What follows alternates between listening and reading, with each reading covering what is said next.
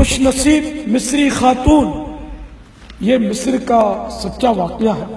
ایک مدرسہ جو کہ قرآن کریم کی تعلیم دیتی تھی، اپنی طالبات کو یہ نیکی کی دعوت دیا کرتی کہ پارہ 16 سورہ طٰہٰ آیت نمبر 84، وَعَجِلْتُ إِلَيْكَ رَبِّي لِتَرْضَىٰ، ترجمہ کنز ایمان، اور اے میرے رب تیری طرف میں جلدی کر کے حاضر ہوا کہ تو راضی ہو۔ وہ مدرسہ کہا کرتی تھی کہ میں اس آیت مبارکہ سے بڑی متاثر ہوں۔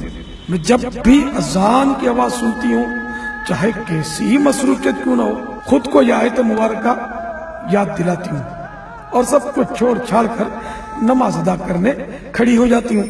حتیٰ کہ جب رات 2 بجے تہجد کا الارم بجتا ہے اور میں گہری نیند کے سبب مزید سونا چاہتی ہوں تو یہ آیت مبارکہ مجھے یاد آتی ہے اور مجھے جگاتی ہے۔ اس مصری خاتون کے شوہر کی عادت تھی کہ جب کام سے واپس گھر آتے تو پہلے فون پر کھانے کی ہدایات دیتے کہ یہ پکا لو وہ پکا لو، تاکہ گھر پہنچنے پر گرما گرم کھانا تیار ملے۔ ایک دن انہوں نے فون پر محشی نامی ڈش کی فرمائش کی۔ اس ڈش میں انگور کے پتوں میں چاول اور دیگر چیزیں بھری جاتی ہیں اور پھر ان کے رول کر کے ہلکی آنچ پر پکنے کے لیے رکھا جاتا ہے۔ اس ڈش کو بنانے میں کافی وقت لگتا ہے، چنانچہ وہ رول بنانے میں مشغول تھی کہ اذان کی آواز سنائی دی۔ صرف 3 رول باقی رہ گئے تھے جن کے بننے میں زیادہ سے زیادہ 5 منٹ لگتے۔ اس کے بعد چولہے پر رکھ دینا تھا، لیکن اس نے حسب عادت سب کام چھوڑے اور نماز کے لیے کھڑی ہو گئی۔ دوسری طرف شوہر نامدار بار بار فون کر رہے تھے لیکن جواب موصول نہیں ہو رہا تھا۔ جب وہ گھر پہنچے تو دیکھا کہ محترمہ سجدے میں اور کھانا ابھی تک تیار نہیں ہوا۔ جب انہوں نے دیکھا کہ صرف 3 رولز بھرنے رہ گئے تو ناراض ہوئے اور غصے کے عالم میں کہنے لگے کہ اپنا کام ختم کر کے دیگچی چولہے پر رکھ کر بھی تو نماز ادا کی جا سکتی تھی۔ 3 رولز بھرنے میں آخر دیری کتنی لگنی تھی؟ یہ کہنے کے بعد جب ان کے قریب آئے تو دیکھا کہ سجدے کی حالت میں زوجہ محترمہ انتقال کر چکی تھیں۔ اِنَّا لِلَّهِ وَإِنَّا إِلَيْهِ رَاجِعُونَ۔ واقعی یہ کیسی قابل رشک موت ہے۔ اللہ کی شان دیکھیے، اگر وہ رول بنانے میں مصروف رہتی تو شاید ان کی موت سجدے کے بجائے کچن میں آتی۔ اللہ اکبر۔ ہم سب کو نیکیوں میں جلدی جلدی جلدی کرنی چاہیے۔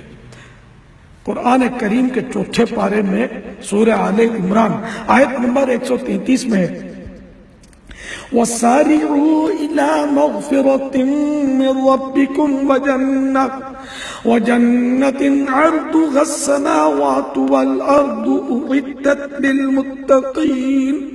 ترجمہ کنز ایمان، اور دوڑو اپنے رب کی بخشش اور ایسی جنت کی طرف جس کی چوڑان ان میں سب آسمان و زمین آ جائے، پرہیزگاروں کے لیے تیار رکھی ہے۔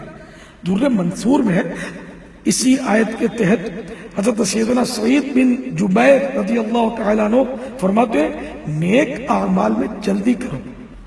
فتاوی ہندیہ میں حدیث پاک نقل کی گئی، الخیر لا یؤخر، یعنی نیکی کے کام میں تاخیر نہ کی جائے۔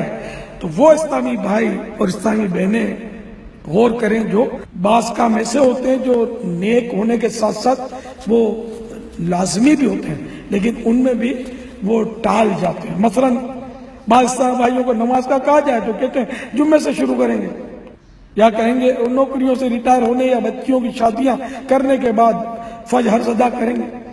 زکوٰۃ فرض ہو چکی ہوتی ہے لیکن کہتے ہیں رمضان میں ادا کریں گے، حالانکہ رمضان شریف سے پہلے اگر زکوٰۃ فرض ہو گئی ہے تو رمضان کا انتظار کرنا بلا اجازت شرعی، رمضان تک تاخیر کرنا یہ بھی گناہ ہے۔ داڑھی مبارک سجانے کا کہا جائے تو کہتے ہیں کہ حج پڑھ کے آئیں گے تو کریں گے۔ زندگی کا حالانکہ کوئی بھروسہ نہیں۔ اسلامی بہنوں کو پردے کی تلقین کی جائے تو شادی ہو جائے، 2-4 بچے ہو جائیں، تو پھر پردہ کریں گے معاذ اللہ، حالانکہ موت سر پر کھڑی ہوتی ہے. جب ریٹائر ہوں گا تو رشوت سے توبہ کر لوں گا، اس سے پہلے رشوت دیتا رہوں گا معاذ اللہ. اس طرح کی نیتیں، اس طرح کی سوچیں، تو یہ سب خطرناک ہے. کیا خبر اس سے پہلے موت آن پہنچے اور ہم اندھیری قبر میں جا سوئیں. لہذا زندگی کو موت سے پہلے غنیمت سمجھتے ہوئے جلد تر نیکیاں کما لینی چاہیے. کچھ نیکیاں کما لو، جلد آخرت بنا لو. کوئی نہیں بھروسہ ہے اپنی زندگی کا. یاد رہے بعض اعمال ایسے بھی ہیں جن میں تاخیر مستحب ہے، لہذا ان اعمال کو ان کے شرائط کے ساتھ تاخیر سے بجا لانا افضل ہوتا ہے. مثلا سحری میں تاخیر افضل ہے. اے عاشقان رسول، مدنی چینل دیکھتے رہیے.